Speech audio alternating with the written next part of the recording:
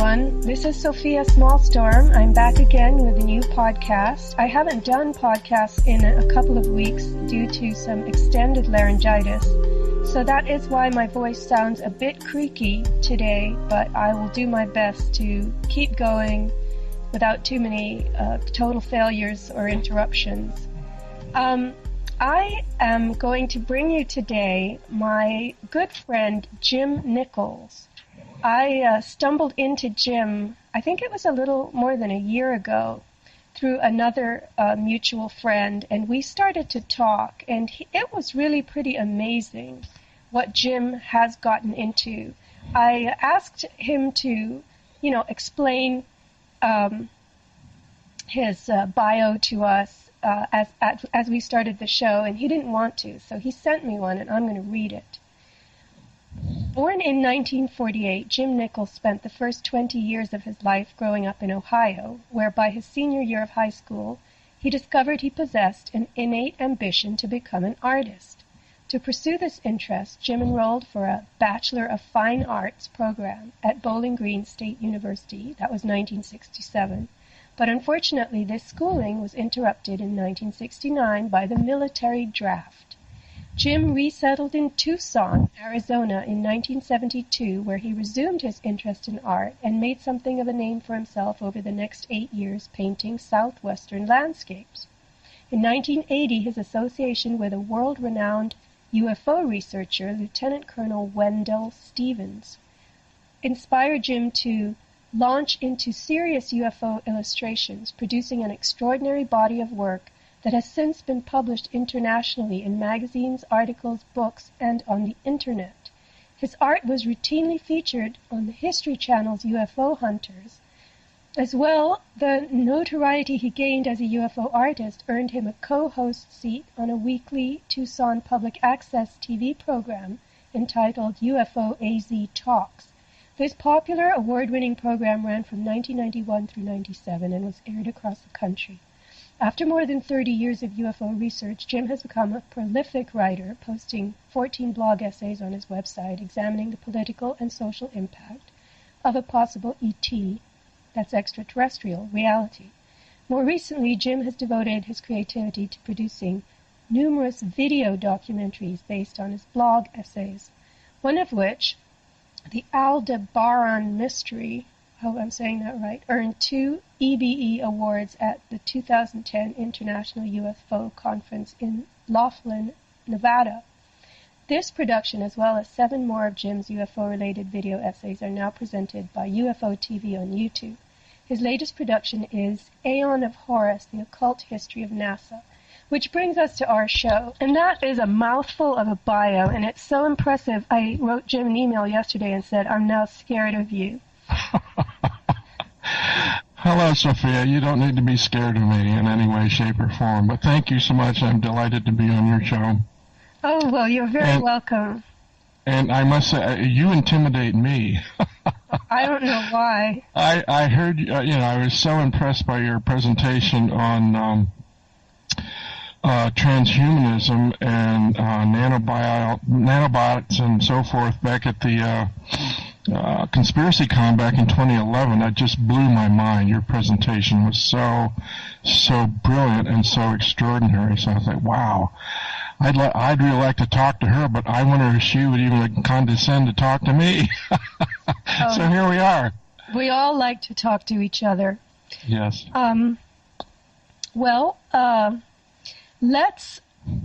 I know you got into this NASA thing a few months ago, you told me. We were talking on the phone, and you said you were into something utterly new now, and it had caused you to completely rework all your thinking of the past few years, and I know what that feels like. It's not really that comfortable just to expand, especially when you have to turn everything inside out and upside down. So I want to get into this subject on this show, the metaphysical alchemical science of NASA, and what splitting the atom is really about. And I think this is fascinating. It blows my mind. Now that we're talking about splitting the atom, we're splitting our own minds is really what we're doing in trying to understand this. So why don't you tell us a little bit about how you came upon this new view of NASA. Okay, well, let's back up just a little bit, and you read through my bio there, and I'm a baby boomer, and I grew up back in the 50s, and I was always utterly fascinated, and thanks to the media and movies, in the idea of flying saucers and the possibility of extraterrestrials visiting planet Earth. And that was my primary focus of interest right from the get-go. And if you read through my blogs, there's kind of a progression of an evolution of my perception of this whole phenomena. And if you start out with, actually, my first blog is called Growing Up with Flying Saucers. And that gives my kind of a very succinct little historical background of how I got involved in all this to begin with. And Sophia, I must tell you from the get-go, it's like that's all that was interesting to me. I just wanted to get to the bottom that are we really being visited by extraterrestrials? And I never dreamed in my wildest imagination of where that research would take me. I'm getting into metaphysics and quantum physics, and so if you measure Growing Up with Flying Saucers blog with the Aeon of Horus blog, you'll see there's this huge expansion of perception that's going on here, and I don't consider that I have come to the end of my research in any way, shape, or form. I just say this is where it has led me to this point. And we have been conditioned through the popular media consistently that, yes, flying saucers or UFOs or whatever, oh, yes, they must be extraterrestrials visiting from outer space. And they kind of leave it at that. And it doesn't go any deeper. But when you get into, and there's this huge story that I was totally unaware of. And in all the years I was doing co-hosting on a television show about UFOs, we were talking to UFO investigators and experiencers and abductees from all over the world over a period of 7 years. And it astounds me that this story about occult involvement within the depths of NASA never came across our desk. And it's just within the last 3 or 4 months that I stumbled onto this story, quite by accident. And it is so profound that it has caused me to completely reevaluate everything I thought I knew about extraterrestrials and flying saucers and government cover-ups and even the NASA Apollo moon landing project. It's like it has caused me to completely reevaluate all of it. Well, that's great. That's fun. That's crazy making in our own head, Yes. I'd like to just mention right now so that people can follow along as we do the interview, where that essay is on your blog. If you would just give the URL and then tell people which link it is. Okay, the URL is, just a minute here. You go to the webmatrix.net/Jim Nichols UFO. And it's all lowercase, and it's Jim, JIMNICHOLS. UFO. UFO. And then that brings up the list of those blogs? That'll take you to my website, and then there's when that opens up, you will see my table of contents right there. Okay, and the Aeon of Horus is the one we're talking about, and it's the newest one at the bottom, right? Exactly. It's my most recent blog, and it is also my most recent video on UFO TV YouTube. And there's a link on my site to that video. Okay, so there's a video link, as I remember, underneath that last blog. Yes. So the URL again is http://thewebmatrix.net/Jim Nichols UFO.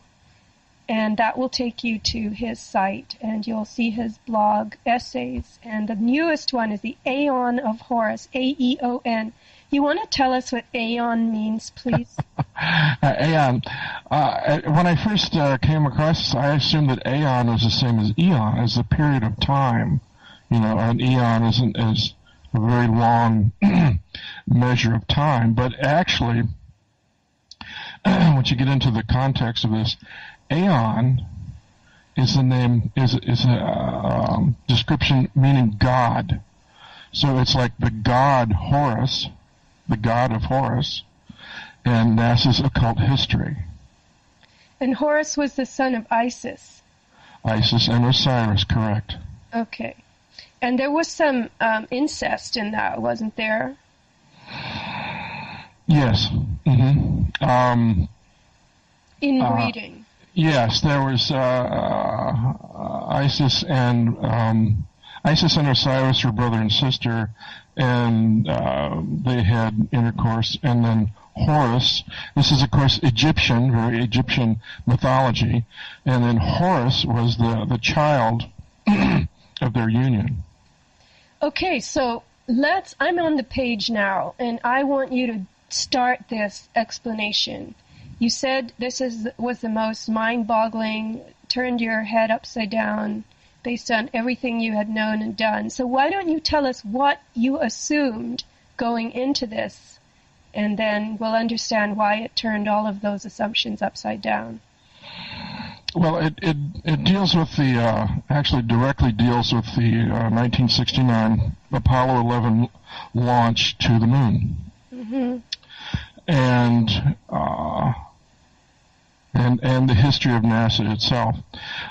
We all remember 1969 and how exciting that was, that we were sending our first manned exploration to another world off planet. And to my mind, that was the most scientifically sophisticated endeavor in the whole history of the human race.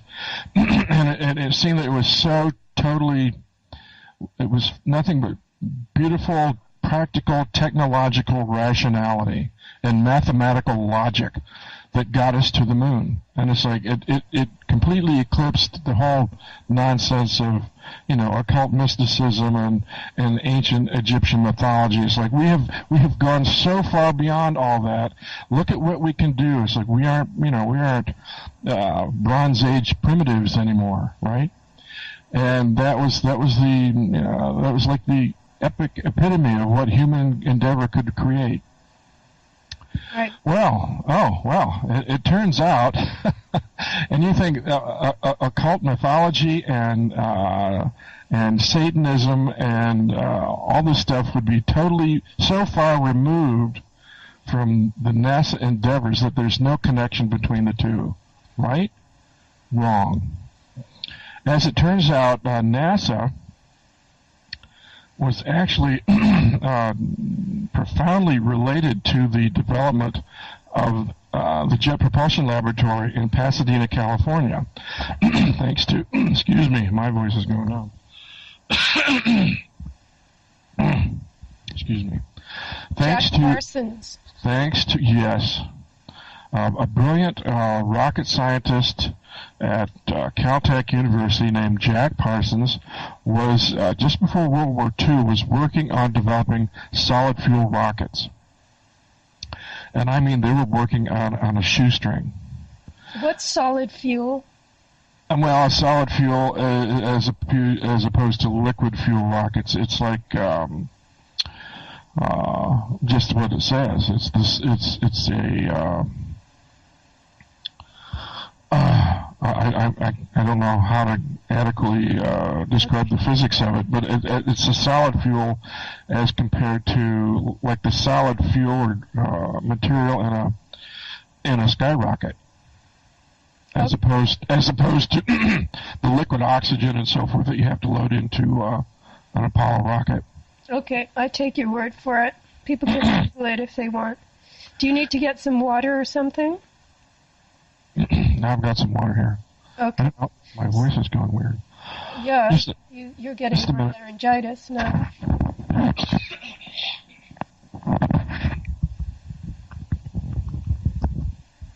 Is that better? Anyway, Jack Parsons. Well, Jack Parsons was a brilliant scientist, and he proved that his rocket designs were pretty effective. And with the onset of the war, he drew attention of the Defense Department, so he gained serious funding to pursue his rocket research in conjunction with the weapons development in World War II. Well, it turns out that, and of course, the Jet Propulsion Lab in Pasadena, California, evolved out of that. And of course, the Jet Propulsion Lab was instrumental in early rocket programs with NASA. And let's also note here that JPL, Jet Propulsion Laboratory, was a part of the Manhattan Project. Well, we'll come to that. We'll come to that a little bit later. All right, I'm noting. So Jack Parsons, on one hand, was a brilliant rocket designer, rocket scientist, but on the other hand, he was a profound occultist. He was deeply involved in the occult, and he was a devotee of proclaimed Satanist Aleister Crowley. And Aleister Crowley kind of mentored Jack Parsons, and they created the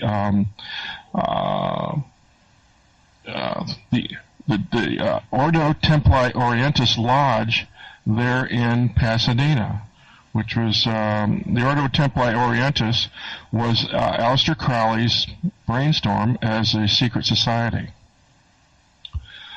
So now we have this interesting involvement with secret societies, the occult, and the Jet Propulsion Lab in Pasadena. And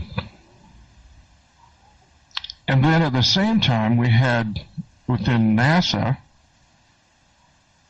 was developing its project to go to the moon, and at the same time, it had included Nazi SS officer Werner von Braun, who was the primary designer of the Saturn rocket. And then also, it came to my attention that the highest levels of NASA included Freemasons. At the James Webb, who was the NASA director, was a 33rd degree Freemason. So these men, there was a convergence at the highest levels of NASA just prior to the Apollo 11 launch, or actually, the whole development of NASA itself involved three profound secret societies: the Freemasons, Aleister Crowley's magicians, and the Nazi SS scientist from Project Paperclip. And this was, I'm sorry, but Walter Cronkite never told us about this during the space launch in July of 1969. Right. And you had mentioned that you had thought NASA was a civilian space agency. Exactly. But isn't it true that a lot of people they issue from the military and they go into this kind of thing, NASA? So, and a lot of the military people, as we know from Kay Griggs, the whistleblower, that they have been deep into Freemasonry and all kinds of esoteric occult programs and philosophies. But anyway, that's specialized knowledge, you might say. The average American wouldn't have any idea of that. Exactly. Well, we're all aware of Freemasonry and secret societies, but we tend to minimalize it. It's okay to be a Freemason and be a rocket scientist. What's the big deal? But what we don't clearly understand is the profound depth of occult interest and influence that these secret societies actually have. Right, and that's what we're going to get into now. Mm-hmm. Mm-hmm. So this Ordo Templi Orientis, explain, please, what the magic, M-A-G-I-C-K, what does magic with a K mean? And how is that part of this triad that you just mentioned? Well, let's step back a little bit and talk a little bit more about Aleister Crowley. And I've been involved in in New Age stuff, peripherally for about 13, 14 years before I got involved in doing the TV show and so forth. And I had always heard about this guy named Aleister Crowley. And it's like, I didn't pay much attention. I didn't take him terribly seriously. I thought, well, he seems like an egotist and an egotistical Satan worshiper who was really not somebody you'd take very seriously. Not so. Aleister Crowley was born in the late 1800s and styled himself as the Beast. And he was totally involved in ritual sexual magic. He was probably the most famous English occultist. He was a novelist, poet, painter, mountaineer, and he was responsible for founding the religion and philosophy of sexual magic called Thelema. And Thelema is the Greek word for willpower. Well, in 1909, he married a lady, Rose Edith Kelly. And he and Rose honeymooned in Cairo, Egypt. And in 1904, on their honeymoon, Crowley and his wife Rose entered the Great Pyramid, where he conducted an occult ritual specifically intended to access supernatural powers. And what's very interesting, apparently, so he was kind of disappointed because it seemed like nothing happened. He did the ceremony, and in the pyramid there was no extraordinary experience. But what was interesting, the very next day, his wife Rose was acting very strangely. And she said she was in semi-trance, and she told Crowley that the equinox of the gods has come. And Crowley he wasn't quite sure what she was talking about. So Rose was not an occultist. She was not interested in the history of Egyptian mythology or anything. But anyway, Crowley took Rose down to the Cairo Museum. And she was like, agitated, and she was going from display case to display case as if she was looking for something very specific. And as the story goes, when she came to display case number 666, she pointed to the plaque that was in the display case, which showed the god Horus. And she pointed at the god, and she says, "There he is. There he is."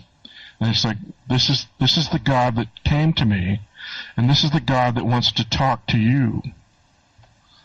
So over the next 3 days, Aleister Crowley channeled what became his Bible, which is called the Book of the Law, which he alleged was channeled by an extraterrestrial, who he named Aiwass, which is an extraterrestrial from Sirius. And the Book of the Law could be summed up in 3 mantra-like verses, which are, "Do what thou wilt shall be the whole of the law. Love is the law, love under will, and every man and every woman is a star." So it's from this that Aleister Crowley's fame and his the idea of him contacting extraterrestrials evolved from this. And what he was told also by Aiwass was that by channeling this book, he was initiating the Aeon of Horus, which was to say that humanity had gone through three great ages. The first was the age of Isis, and the second was the great age of Osiris, and now the third age is the Aeon of Horus. And that Crowley's initiation in the Great Pyramid had created, was the initiation of the Aeon of Horus. And where did you get all this? Just from reading about Crowley? Yeah, it's in Crowley's history.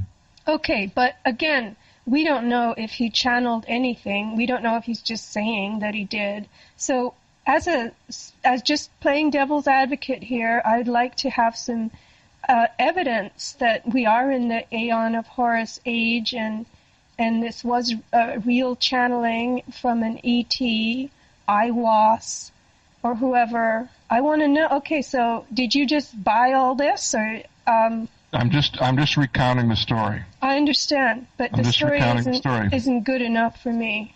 I don't blame you. I understand.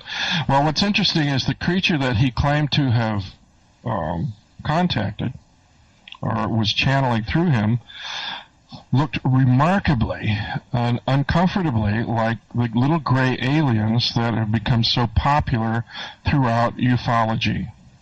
And there's a picture of that on your webpage. It's called Exactly. Yes. Yes. So the book, or the Crowley biographies, they have an illustration. Who drew this little picture to start with?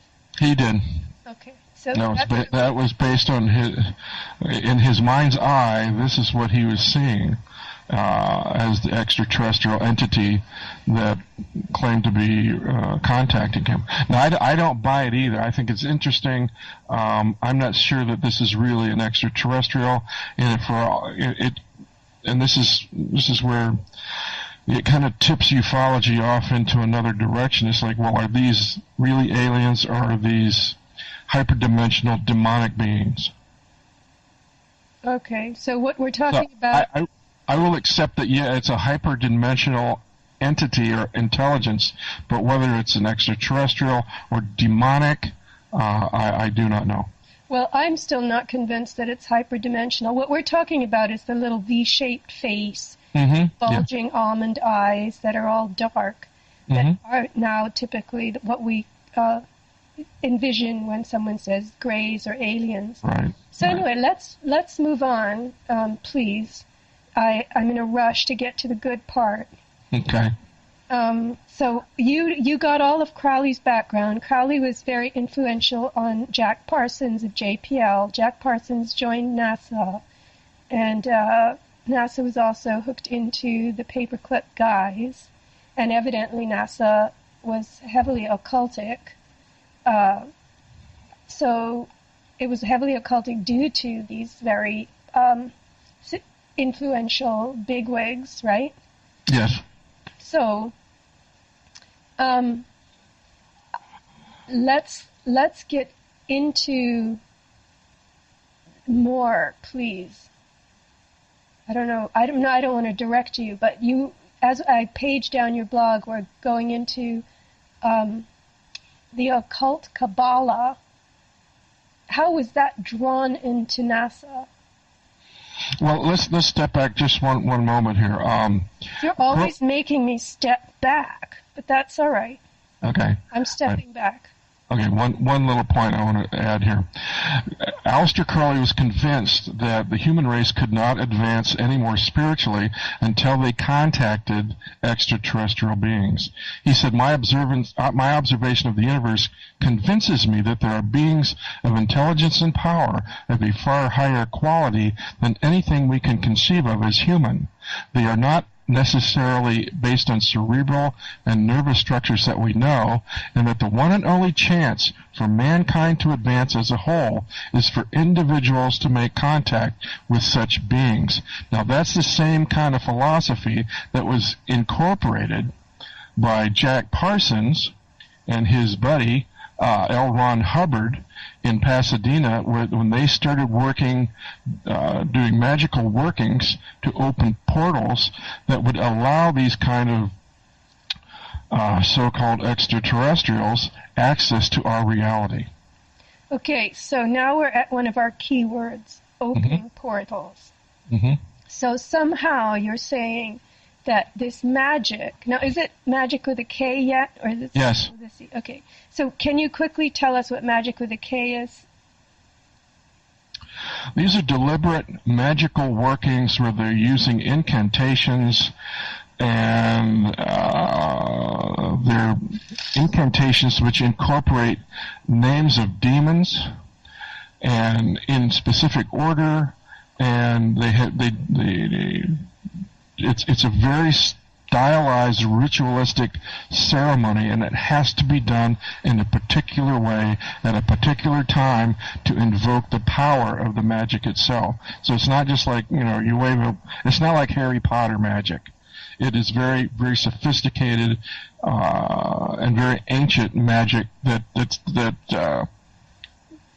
Parsons had accessed through Crowley's many, many years in occult study.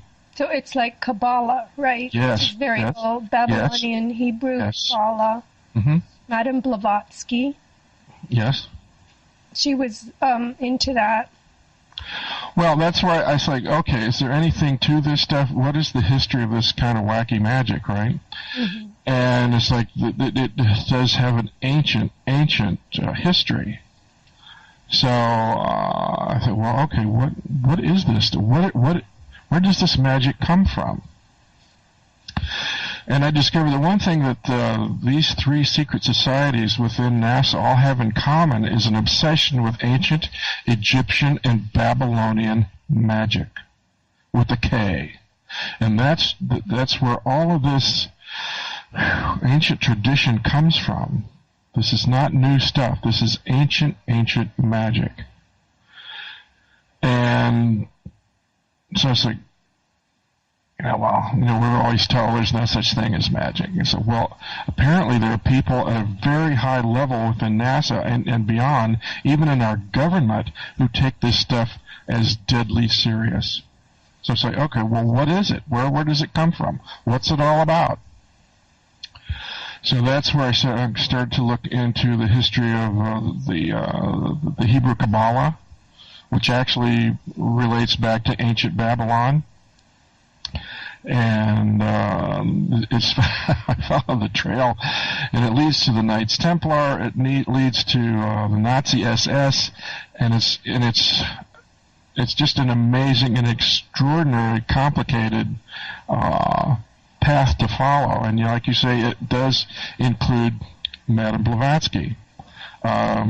She was kind of a contemporary of Aleister Crowley, and while she didn't claim to be channeling, she didn't claim to be a channel in the same way that Crowley was with Aiwass, but she did claim that she was being influenced by hidden spiritual masters, which she called the hidden elect.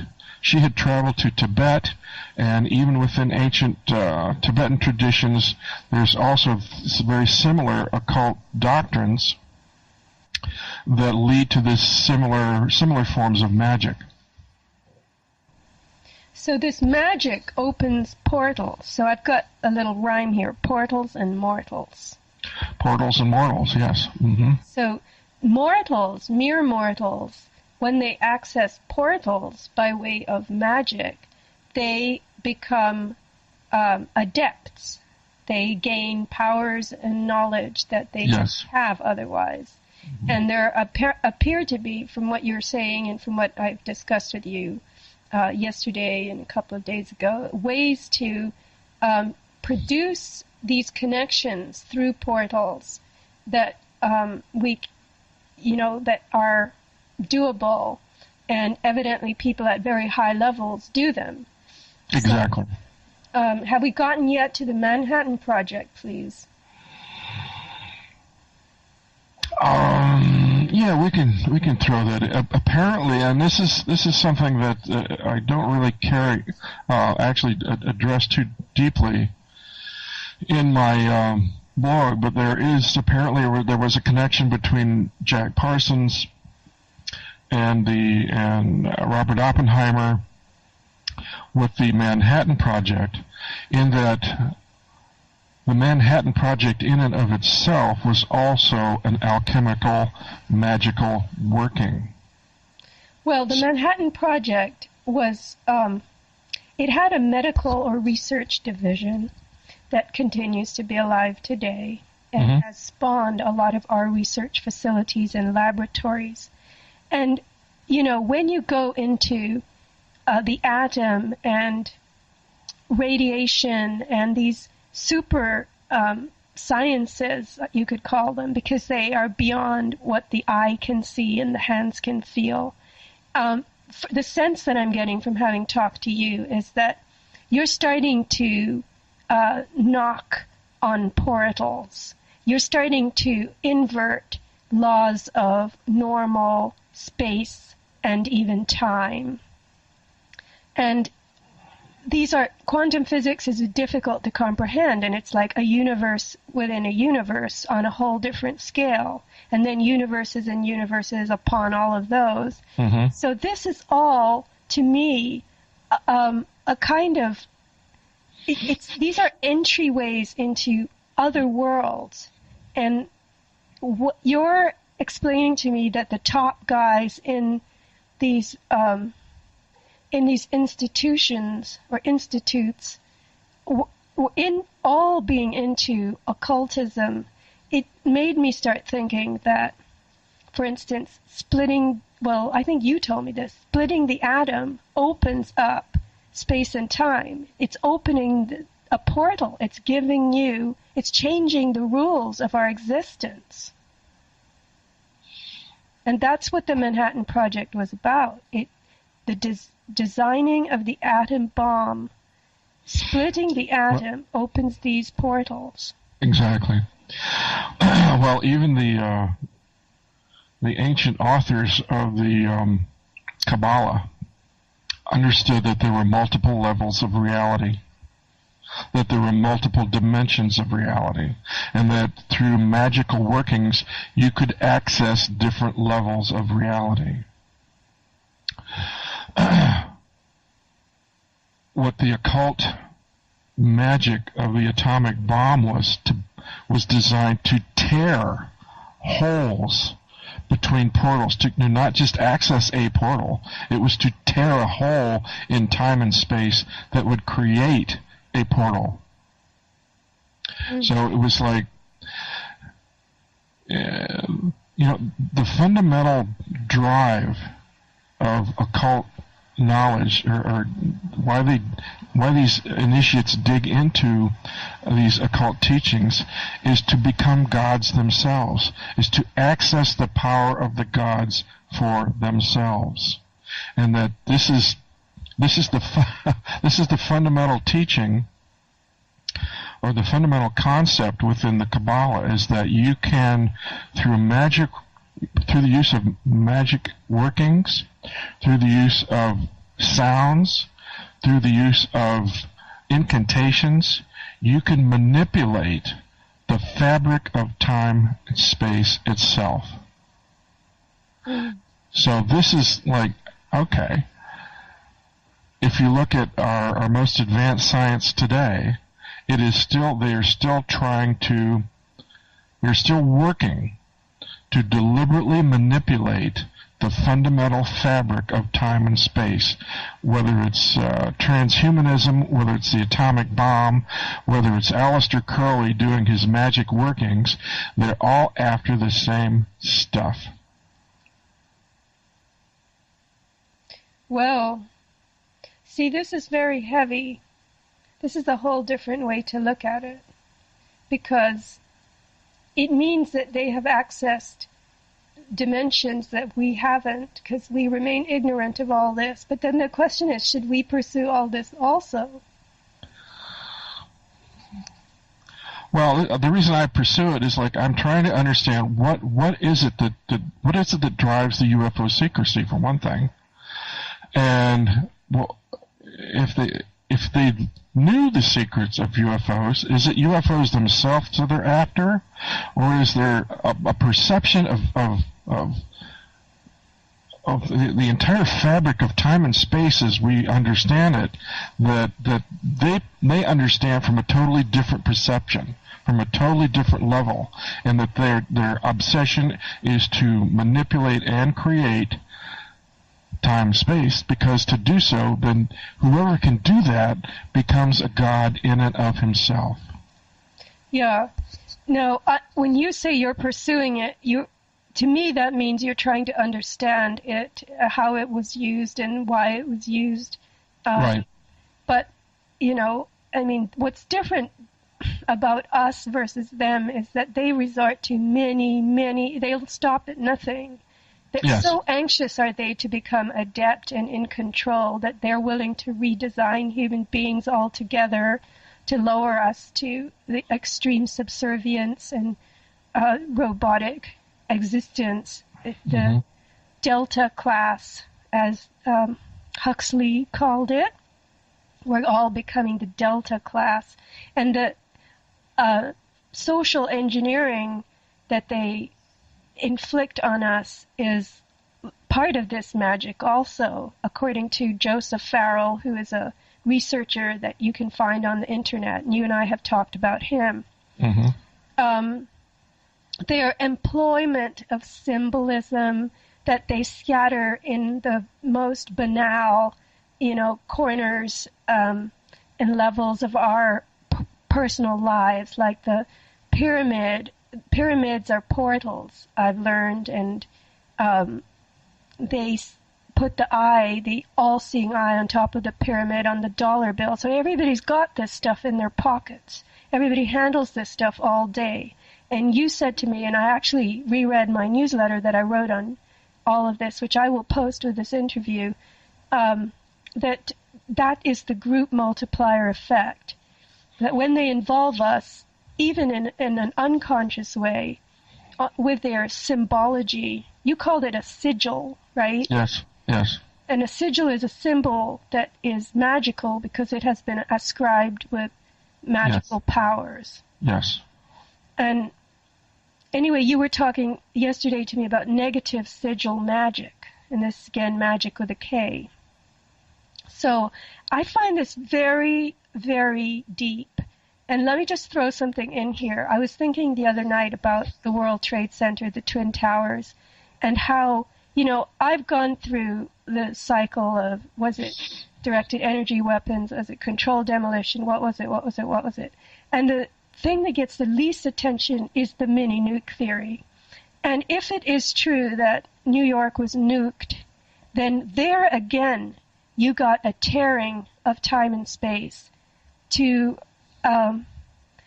access greater power. And this was, to me, the power that launched the war on terror. This was almost like a form of prayer, an act of the bad guys reaching up and out into metaphysics to endow themselves with maximal power to launch their war on terror. So the splitting of atoms, which is what nukes are, at ground zero, was a ritual in that regard on a metaphysical scale.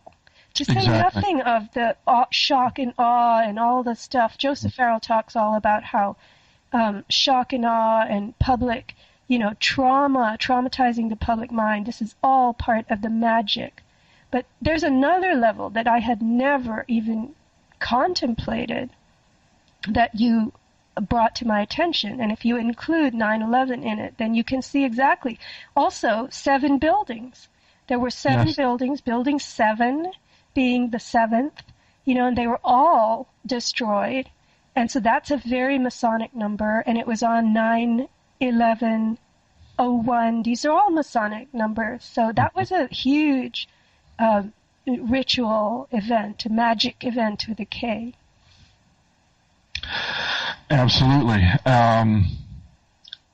one of the things along the years of my research, I came across a guy named Robert Lazar, who was a physicist who claimed to have seen actual UFO workings, as it were, out at Area 51.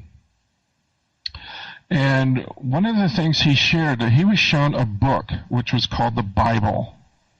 This is Bob Lazar, right? Bob Lazar, yes. Okay, most people know of him as Bob Lazar, I think, but go ahead. Right. And he claims that he had actually seen a captured UFO or flying saucer operating at Area 51. Well, one of the things he also shared was about this Bible, which he said, it's not the Bible, it's a book, which he was allowed to read portions of.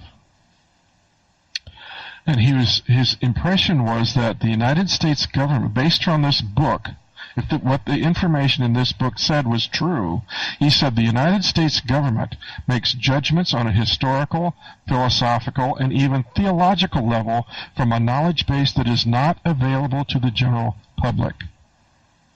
Well, I thought that's very interesting, because it's like, okay, the powers that be,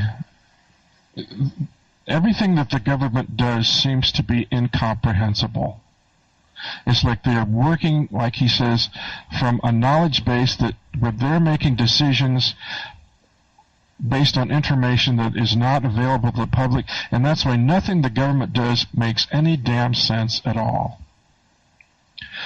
Well, along with that, I also discovered a comment by a Civil War general named Albert Pike, who was a 33rd degree Freemason. And he wrote his famous book, Morals and Dogma, was written to give kind of the guidelines for Masonic ritual and so forth. But General Albert Pike stated in his book, Morals and Dogma, the truth is not for those who are unworthy or unable to receive it or would pervert it. The truth must be kept secret, and the masses need a teaching proportioned to their imperfect reason. So that tells me that anything you think you know, based on what's out in the general mass media public, is dumbed down for just the general masses, the educational level of the masses themselves, which in a sense seems like they're being dumbed down exponentially, while the leaders, the hierarchy within the secret societies and so forth, are expanding their knowledge exponentially. So it's like you have these two perceptions that are going in opposite directions at a speed that's beyond comprehension. Yeah, no, that makes sense. And we're seeing that just the way we're seeing, you can use money as an analogy, that the middle class is being wiped out. The masses get poorer and poorer, and people fall from middle class into lower middle class, and then will eventually all be poor and, dependent on the state for our survival. And the rich, the super rich, get richer and richer. So the money, as it's being sucked out of the middle of the class structure, it's the same with our knowledge and our access to knowledge. That the schools are just full of bunkum now, the textbooks and everything that we're taught, and even in universities is almost hopelessly useless if you really want to know how things work. And I was going to say that I did also learn a little bit about Bob Lazar a few years ago, and he was mentioning how at these research facilities and in these places like, the government labs, I would imagine Los Alamos and whatnot, you are so segmented that the little thing you do, you have one tiny sliver of the pie to work on, and you have no idea what the rest of the pie looks like. And he was able to get his hands on, by accident I think it was, some other pieces of the pie, which enabled him to quickly get an impression of what the pie was. Not entirely, but at least a much better impression than he had had. Anyway, I think that we might go into the JFK assassination also here, because that was performed at Dealey Plaza. That was another massive ritual, according to Farrell, Joseph Farrell. And the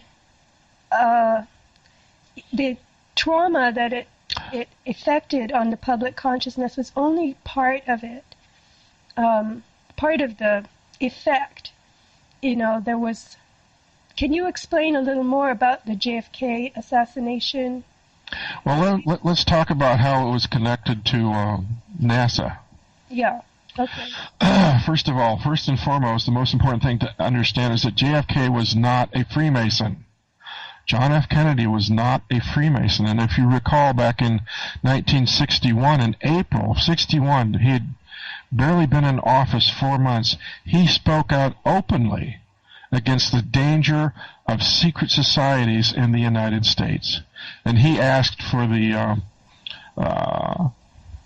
National Press Club to help him in assisting to wake up the American public to the dangers of secret societies in our country. Well, you can imagine how many Freemasons were sitting in that audience, and they said, well, if you understand Freemason oaths, those Freemasons will join together against anyone or anything that is a threat to their Masonic bond, exactly. And power, and so forth. Well, so at the same time, now you have this Freemason cabal at the very highest level of NASA. President Kennedy was not a Freemason, and it's important to note that in 1961, only 4 months after he entered office, he made a public presentation where he spoke out against secret societies. And yet during the duration of Kennedy's administration, he seemed to have very good, cordial relations with NASA. But on November 12, 1963, he ordered Freemason Mission Director James Webb to initiate NASA plans for a joint Soviet lunar exploration initiative, which meant that he would have been ordering high-ranking Freemason and secret societies members within NASA to share their secrets with the Russians, which was simply not acceptable. So, of course, we know it was just very shortly after that, on November 22nd, 1963, President Kennedy was assassinated in the open-air Masonic Temple of Dealey Plaza in Dallas, Texas. What's also interesting, and you mentioned earlier about the Twin Towers, Joachim and Boaz. If you remember, in 1969, the first landing on the moon was what? Apollo 11. So you have, once again, 11, the two towers, Boaz and Joachim. And what was the name of the lunar lander? I forgot. Do you recall? No, I forgot. I'm blank. Well, it was the eagle. And in Freemasonry, the symbol of the eagle is 33. The 33rd degree Freemason symbol is the eagle. So essentially, what Neil Armstrong was saying was that it wasn't that the eagle has landed. He was saying the Freemasons have landed. Now, Neil Armstrong's father was a 33rd degree Freemason. Neil Armstrong's co-pilot, Buzz Aldrin, was a 33rd degree Freemason. And they landed on the moon at a specific place at a specific time so they could undertake an occult ritual ceremony to honor the Egyptian god Isis. I'm sorry. The Egyptian god Osiris. Okay, wait. I have to back you up now, please. So Neil Armstrong was not a Freemason, a 33rd degree or any... No, his father was. Right. So he wasn't? Well, he didn't join? That's a bit strange, but whatever. Well, he may not have... I'm a little fuzzy on whether he was a Freemason or not, but definitely Buzz Aldrin was. Okay, now, you're talking as though this Apollo mission did make it to the moon and they hopped around and whatnot. I thought they didn't. I thought they went to the other side or something. I thought what we saw was all faked. Well, that's the question, isn't it? And this is where it directly relates to Freemasonry. Is like, and remember what Albert Pike said about the truth. You cannot give the truth to the unwashed masses. So what we saw on television, what they portrayed to us, may not have been the actual landing. But there may have been another landing, specifically and only for the secret society initiates. And this is an area that really needs more research, actually. But it's like, okay, on one hand, yeah, it's perfectly obvious that so much of the moon landing footage was faked in a Hollywood soundstage. But was there another actual landing, which may have used a completely different propulsion system than rockets, that did put these men on the moon? And that we may never know what actually took place there. But let's go on with this, because, and this is where I tend to suspect that maybe there was some kind of serious lunar landing that the public was not allowed to know, because the scientist in charge of picking out the lunar landing sites for all of the Apollo missions was a gentleman named Dr. Farouk El-Baz, who was himself an Egyptian. He was born in Cairo, Egypt, educated in the United States, and he was a geologist who taught in Germany and the United States before becoming involved with NASA's space program in 1967. But by the time of the Apollo landings, he was the gentleman who was in charge. He was the most powerful scientist, or the most powerful man involved in the Apollo landings, because he picked all the landing sites, controlled dissemination and analysis of all the photography, and directly oversaw the astronauts' geological training programs. And it just by mere coincidence happens that his father, Farouk El-Baz's father, was an expert in the ancient Egyptian stellar religions of Isis and Osiris. So El-Baz came out of Germany. It looks like that from your website, that El-Baz. Do you know what year he was born? No, I don't, but I'm sure we can look that up. Okay, he was born in Cairo, Egypt, educated in the U.S., geologist who taught in Germany and then the U.S. before becoming involved with NASA in 1967. Right. So, I mean, he would have to be at least in his 20s or 30s in 67. Yeah, he looked to be about in his 30s. Yeah. Okay, so El-Baz's father was an expert in Isis and Osiris. Shall we talk about Isis right now? No, let's skip it. But let's let people note that we've got this Isis thing going on in the Middle East also. And Osiris was I think he was Isis's son, actually, right? Osiris, was her no. husband. But Osiris was husband, was consort to Isis, and their offspring was Horus. But I thought that Osiris, there was some incest there also. Anyway. Well, be that as it may, why would the secret societies have this obsession with Osiris? And what is Osiris? It is the constellation Orion. Mm-hmm. Okay. The question that I'm in referring to our discussion of portals is this obsession with Osiris, Orion. Is there a portal? Could there possibly be a portal in the constellation Orion that is so extremely important to the ancient Egyptians? And if you understand the configuration of the pyramids at Giza are designed to be in alignment and analogous to the stars, the three stars in the belt of Orion. Okay. So it's like I have no answers for this. It's just. Wait! I have to say something. Osiris was Isis's brother. Yes. That's when I said there's incest. So I also think, this is just another thought I had, my little brain is, firing away, that this whole idea of incest is another way to get into a portal. It's off limits to normal people. They don't do it. But it seems that all the bad people are constantly inbreeding and doing incestuous things. And that's well, it's another not just version.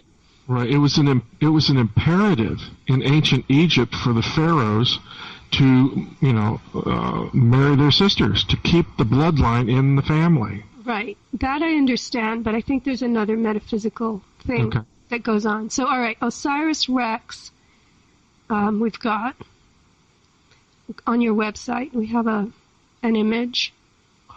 Well, yes, this is so interesting because here we have this obsession with Osiris and Orion, and in 2016, NASA has a robotic asteroid landing mission planned. It's the name of it. It's like, well, let's let it all hang out here. It's called Osiris Rex. So here again, you see this obsession with NASA and Osiris and mythology and ancient Egyptian gods, which are Babylonian gods, really. So what is going on here? That's my question. What is NASA really all about? Well, do you have an answer? I'm still working on that one. This has kind of propelled me into a study of ancient alchemy and Hermetica, and it's like, what is the basis of all this ancient mythology and so forth that it would still be of vital importance to our most prestigious space agency, well, if not the government altogether. Everything. Names have to be themed. When you walk around neighborhoods in the U.S. and you look at the street names, and in these clusters they'll all be names of trees or names of flowers, and you say to yourself, oh well, I guess somebody here had a penchant for trees or flowers, or we have a neighborhood where everything is named after Greek gods and goddesses. But so you could say that NASA just themed itself because it was about space, on constellations and Babylonian lore. But honestly, when you rearrange Osiris, Osiris, you get Sirius with an O, not a U. So that's another thing I just noted. But yeah, we have to ask, what is it? It's just, there's too much lining up of two things for us to dismiss it and say, oh, it's just casual interest, or, it was just a nice way of doing names. But anyway, so I want to carry on into the symbolism, the sigils, if you don't mind, because this is where we get into social engineering. The symbols that reflect or connote these Babylonian entities are all over our lives, and we unconsciously or unwittingly, rather, handle them and use it. I mean, everybody, CBS News with the eye, Time Warner Cable. I saw a truck outside the other day, and the logo was giant. It was a van. It was painted all across the side, and it's that eye again, which is the eye of Horus, the son of Isis and Osiris. And this is, I guess you could say,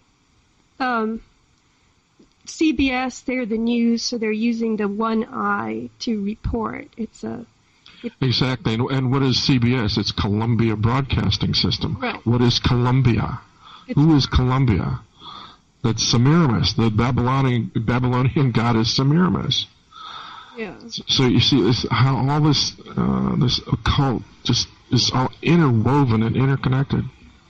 Yeah. So it's safe to say that if it's in NASA, it's in other agencies too. Absolutely.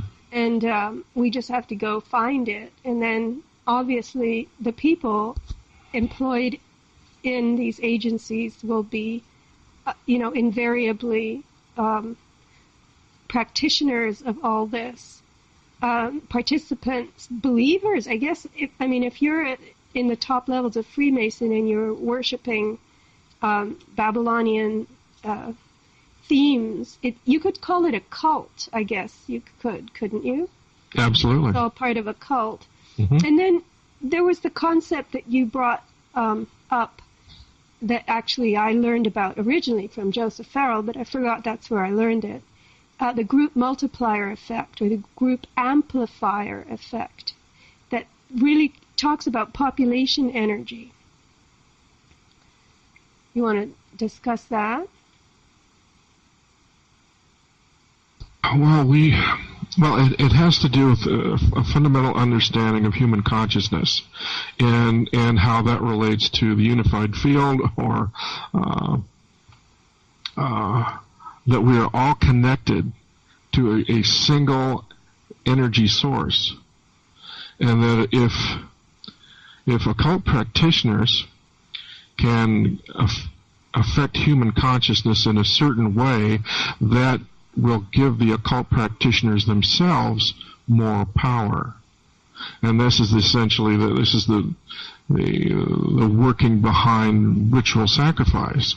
It's like the act of sacrifice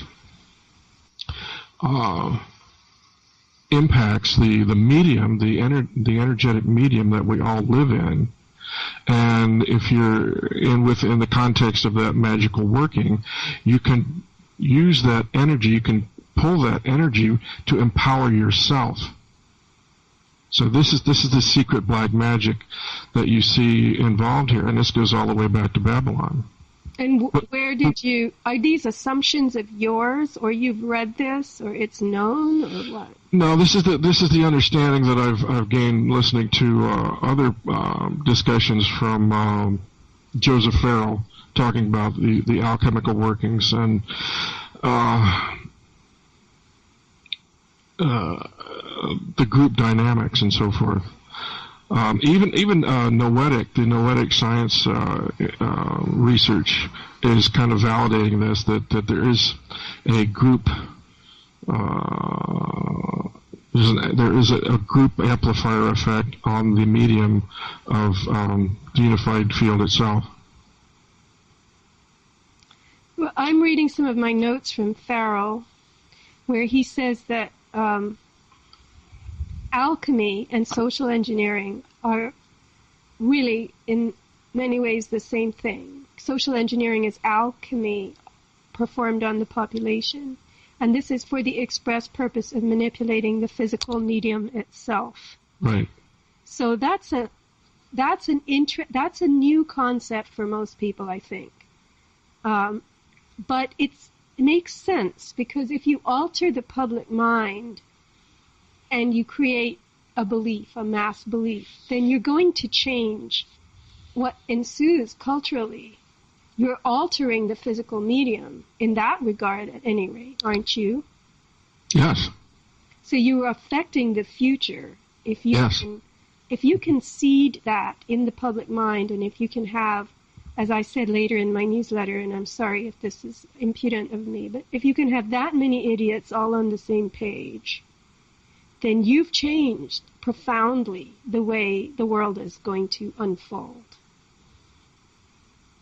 If you have a fundamental understanding of quantum physics and the unified field and how human consciousness is involved intrinsically with that, then you can use, alchemical techniques or occult techniques, or whatever you want to call them, to influence that consciousness for your own benefit, especially if the mass population is completely unaware that you're even doing it.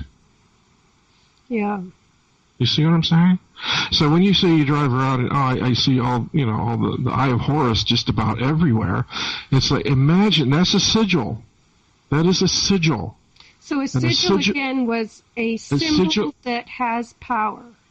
A sigil is nothing more than a symbol, a visual symbol that has been imbued with occult magic power. And so that symbol is radiating that intention, whatever the intention was that was imbued into that symbol through alchemical workings, is radiating constantly into the subconscious of the public who see those symbols. Whether they know it or not. Oh, especially if they don't know it. That makes it even more fun to the practitioners that do it. Have you seen I'm sure you've been in the supermarket and seen that high-energy drink called Monster? Yeah. Oh, yeah, the cans. Yes, yes. You know, it looks like there's 3 claw scratches on the face of that soda can. Mm-hmm. Well, those 3 scratches are the Hebrew symbols for the number 6. Yes. So what you're seeing there is 666. That is a sigil. And let me tell you what else. Yes, A friend of mine sent me photographs from the sky of chemtrails being disseminated exactly in that pattern. 3 scratchy little chemtrails in parallel lines. Right. With a little crookedness to them. So Yes. they're actually spraying chemtrails in the sky. They're putting this sigil up in the sky in the form of chemtrails. Mm-hmm. Mm-hmm. And people are looking at them going, oh, what was that? How did that get there? Uh-huh. But, it's very interesting that, I don't see the Monster cans in the supermarket because I don't really go to the big supermarkets, but I'll tell you where I see them. I see them littered all over. You'll come across construction sites and you'll just see, a dozen Monster cans sitting there. Mm-hmm. Mm-hmm. So, yeah, people are imbibing this. Hey, there you go. Well, not to mention the poison that's in the can, but it's like they're getting a double whammy. They're getting this invisible energy from the can itself, and then they're drinking the poison that's in the can. Right, and we've got the other drink, Red Bull. The bull is Moloch. Yes. Moloch, of course. Yeah. Yes. So, Now look at the logo of NASA. Look at NASA's logo. And there's that bright red swishing thing that goes right through the heart of the NASA logo circle. Have you seen that? Are you aware of that? NASA logo. Wait, give me a second. I cannot seem to think of it. NASA logo. Oh, yeah. What is that? There's a picture of it there on my blog page that talks about the Aeon of Horus. That's a sigil for 7. That's a stylized 7. Okay, which is awesome. I sent you the link yesterday what the sigil 7 refers to. But yeah, that's magic number 7. And NASA will tell you, oh no, that's a configuration design from one of our spaceships or some of our technology. But no, that's the magic sigil 7. Okay, and which is you said yesterday that 7 is the sigil for the Sith, satanic reptilians. The 7 is 7 Luciferian Council of 7, which are the 7 planets: Saturn, Jupiter, Neptune, Uranus, Mars, Venus, and Mercury. Yes. That's the source I was accessing. That was their explanation of it. But you see the 7 there. Well, what's also interesting is all the space agencies worldwide, not just the United States, all the agencies that China, France, Brazil, whoever is out there that wants to launch stuff into space now, their own space agencies show a variation of that number 7 sigil. So it's going worldwide. So it's like, is this coincidence? No. Is this coincidence? What do they know that we don't know? Well, vector is another significant thing, isn't it? Isn't vector kind of like a vortex, or not? I'm not real sure on that. But it looks to me like that 7 is pointing. That little point on it is it's taking you somewhere, and it goes. So you see, if you really, I'm just doing a 2-cent analysis of the logo. So the NASA logo, if you want to look it up, it's a round circle with things that look like stars in it, which I guess symbolizes the universe. And then there's this ring, this oval, which is, like a toroidal thing, and that has a break in it. And then there's that red 7. The whole thing is dimensional. It's created graphically to give the illusion or concept of dimension. But the 7 thing, the swishy lines, they actually go out of the circumscription of the globe. So to me, that suggests going beyond the dimensions contained in this, graphic depiction of universe. So that to me, right there, says we are interested in going beyond these dimensions. That's an extra or hyper-dimensional themed logo. And also that it's interesting, and I'm just throwing this out there for what it's worth, is that that little toroid, or that little circle, that little oblate circle that's also in the logo, is reminiscent of the Ouroboros snake, which is chasing its own tail, which is also a very potent alchemical symbol. The which snake? The Ouroboros snake. It's the classic image of the snake, the circle snake with its tail in its mouth. Do you know that the NASA seal was approved by Eisenhower in 1959 and was slightly modified by John F. Kennedy in 1961? Okay. I wonder how he slightly modified it and if he knew what he was doing. I don't know. Couldn't answer that. Well, I could look in the footnotes on Wiki. But anyway, so this, to get back to the significance of using portals, creating portals, tearing, what did you say the atom bomb was? Tearing holes in time and space? Yes. To create a portal, did we say? That has been, that is the speculation, that they are deliberately creating or tearing a hole in time and space. Well, getting back to Jack Parsons and his good buddy L. Ron Hubbard, they were working out in the Mojave Desert in the late 1940s, also to deliberately open a dimensional portal so entities, demonic, what have you, could access this reality. So it's like it wasn't just the Atomic Energy Commission that was doing this. You had Jack Parsons and his Ordo Templi Orientis doing magical workings out in the Mojave Desert to do the same thing. So the portals are also to allow hyperdimensional energies or entities in here. Exactly. So, and this is, so what else happened in 1947? What is 1947, the premier year for the beginning of the UFO phenomenon here in this country? You had the crash at Roswell. Do you want to tell us a little bit about that? There was this. I'm not going to ask you, are there aliens or aren't there? Because that is probably hours and hours worth of. Well, that's just my question. I have accepted the orthodox mainstream view that yes, these are aliens that are coming here. But now that I've understood what Jack Parsons and L. Ron Hubbard and Aleister Crowley and Robert Oppenheimer were doing, is I have to go back and ask: are these really aliens, or have they opened portals to allow a flood of literally demonic entities into our reality? That's the question. This is the question that ufology never, ever talks about. Well...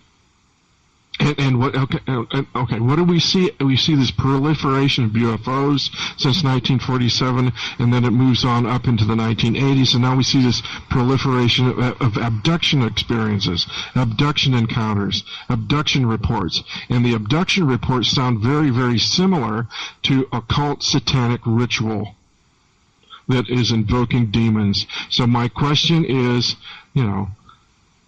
thanks to all these magical workings, have we opened up our reality to something very, very nasty? Okay, explain how, if you can, quickly or briefly, the abductions mimic the characteristics of satanic rituals, meaning that Okay, you say. I won't say. Well, you have these little gray entities that seem to be obsessed with the reproductive, organs and so forth of their victims. They perform, rectal exams, and they steal fetuses and genetic material from their female victims and so forth. There seems to be this obsession with human sexuality. And if you're familiar at all with satanic rituals, that is very common to that kind of ritual occult activity also.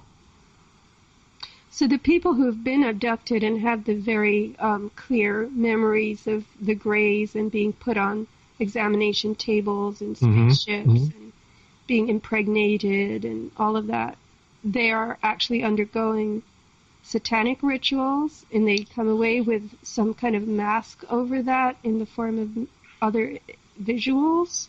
Yes. Within the research of the abduction phenomena, there definitely appears to be a pattern of psychological masking, actually, of the encounters themselves.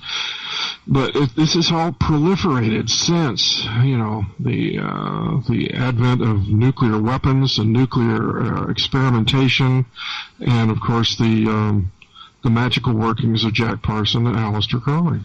So you're saying that the abduction rate has exploded, and the abduction stories have all exploded since the 1947, the Manhattan Project, opening portals, and raising us to another level of adeptness, shall we say? Right, and the whole mess seems to be directly related to occult magic. This is where, let me just put a caveat on this, that this is where my research has taken me to this point. I'm not going to say categorically that, all UFO contact or UFO experiences are demonic, but I think that the story of Aleister Crowley and Jack Parsons and the Freemasons and the occult interests of NASA and even the government itself need to be examined more closely to see if there is a connection between this and a totally fraudulent perception of the extraterrestrial issues that are generally, foisted on the public through the mass media. So can you talk about the Roswell event, please, in relation to this? Because wasn't there some kind of remains found there? Well, that's a kind of that has become a form of orthodoxy within ufology. The story that an alien craft crashed at New Mexico in July 1947, and there were bodies recovered. There's exotic technologies were recovered and so forth, and the whole thing is very neatly packaged up into an extraterrestrial visitation. That's the generally accepted perception. But now if you go back, speaking of Joseph Farrell. Yes. There's indication that would suggest that maybe there was a Nazi connection involved with this, because the German Nazis were involved in very close to there at White Sands, New Mexico, developing our own rocket program from the captured V-2 rockets and so forth, and that material that we had. So were the Nazis also working with super advanced ET technology down there that to keep its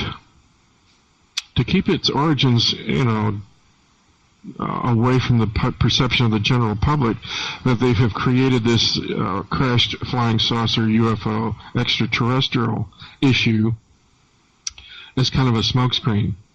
Farrell has shared very significant evidence to suggest that there may have been much more of a German Nazi involvement with that crash than has ever been released to the public.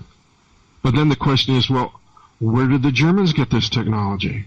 And once again, back in 1918, the Germans themselves claimed to have made extraterrestrial contact telepathically, much like Aleister Crowley claimed. So it's like There's so much more to this, and it gets so much more convoluted and complex than you can ever imagine. Well, I guess you'll have to keep going, Jim, and you'll just have to update us again. Let me throw in one more little tidbit to the mix here. And this is Dr. Stephen Greer, who has been a famous proponent of the Disclosure Project, stated in an interview with Carrie Cassidy on Project Camelot that the government did in fact, and it just blows me away when I heard him say this, that the government does in fact have technologies whereby they can access entities in the lower astral realms, which we would consider to be demonic, that the government has technologies that can access these entities and give them three-dimensional physical form. Now, this is from Stephen Greer himself. So it's like, what the hell is the government really doing here? Okay, but how does he know? I'm sorry to reflect my ignorance about... he claims he has personal contacts, both with, I think he said the Northrop facility, and another facility he says which he could not name, which is in the south, which is underground. He says where they're using this kind of technology. And this was, 4 or 5 years ago when he stated this. Well, we'll just have to put that in our little file folder and think about it. Something to think about. Yep. Well, So anyway, that's my Aeon of Horus story. Take from it what you will. I do have another blog and video which really kind of relates to this, and it's called Secret Societies and Flying Saucers, which goes more into the PSYOPs value of the UFO phenomenon. And I think you'd enjoy that too. Yes, I think what we should suggest to listeners is to go to your blog, which is, again, the webmatrix.net/Jim Nichols UFO/ and then you'll find the list of essays. And the essays are things you read, and there are a number of pictures there. So for, people who think it's all going to be a bunch of text, it's not like that. No. And the video link is on that list of essays as well. It's the last link, and you'll be taken to the UFO TV channel where you can watch these essays in the form of videos. So this gives you like a second immersion. And then after you watch the Aeon of Horus material, you can go to the... say the title of that other one again, please. It's called Secret Societies and Flying Saucers. Yes. And I would urge everyone to see Jim's first video. It is absolutely charming, adorable. It's one of my favorite videos of all time. And that is Growing Up with Flying Saucers. Okay, that is not available as a video.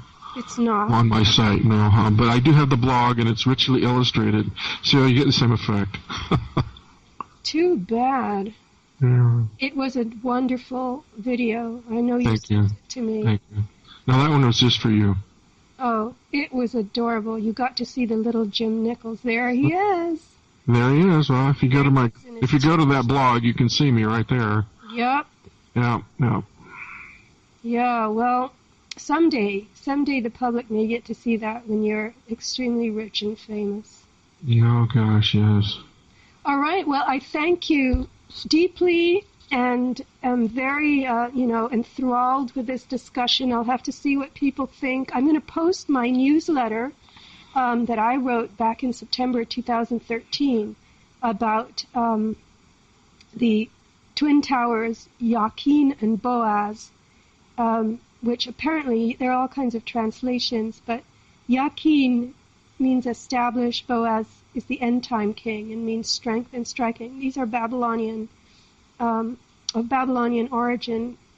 Solomon's temple, actually, in Jerusalem. The two. Well, actually, Yakin and Boaz were were the two pillars at the opening of Solomon's temple, and according to mythology, that entrance in and of itself was a portal.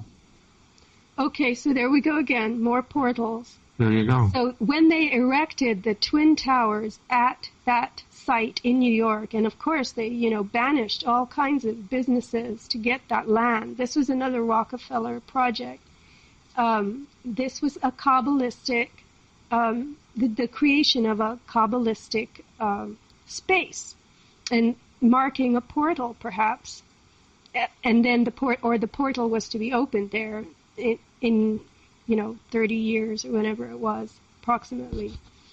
So I really, again, I'm thanking you, Jim, for coming on at short notice, and I was able to test out my voice. I hope it wasn't too bad.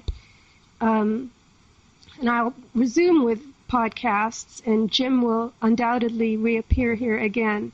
So do please go to his blog, watch his videos on YouTube, and read the newsletter I post along with the description of this interview.